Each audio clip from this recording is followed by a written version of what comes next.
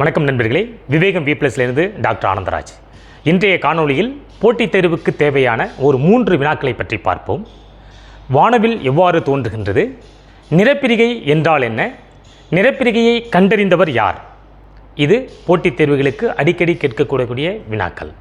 சரி, நிறப்பிரிகை என்பது ஒளிச்சிதறலை பற்றி கடந்த காணொளியில் கண்டோம். அதனுடைய அடுத்த கட்டம்தான் நிறப்பிரிகை. நிறப்பிரிகை என்பது சூரியனிடமிருந்து வெண்ணிறமாக வரும் ஒளிக்கதிர்கள் செவ்வகம் அல்லது முப்பட்டகம் வழியே கடக்கும் பொழுது அது எவ்வாறு சிதறடிக்கப்படுகின்றது என்பதனை கூறுவதே நிறப்பிரிகை என்று அழைக்கப்படுகிறது.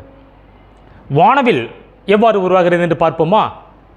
வானவில் என்பது மழை நின்ற பிறகு வளிமண்டலத்தில் இருக்கக்கூடிய நீர்த்திவளைகள் காற்றில் மிதந்து கொண்டிருக்கும்.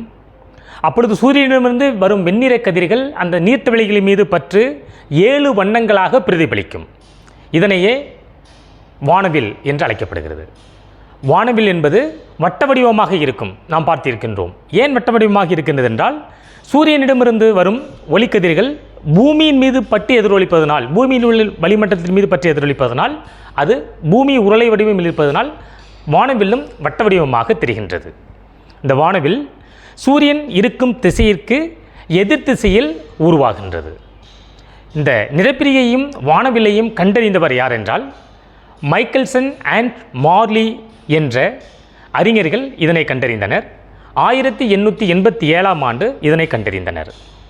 இந்த நிறப்பிரிகையினுடைய அடுத்த பெயராக இதனை நிறமாலை என்றும் அழைக்கலாம்.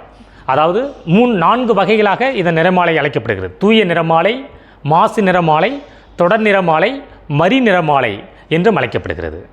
இந்த வானவில் உள்ள கலர்கள் 7 வண்ணங்கள் இருக்கின்றன.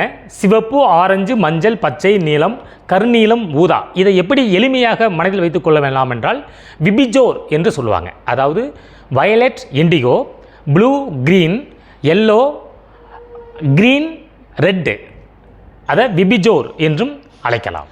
நன்றி நண்பர்களே. வரும் காணொளியில் வேறொரு நிகழ்வை பற்றி நாம் அறிவோம்.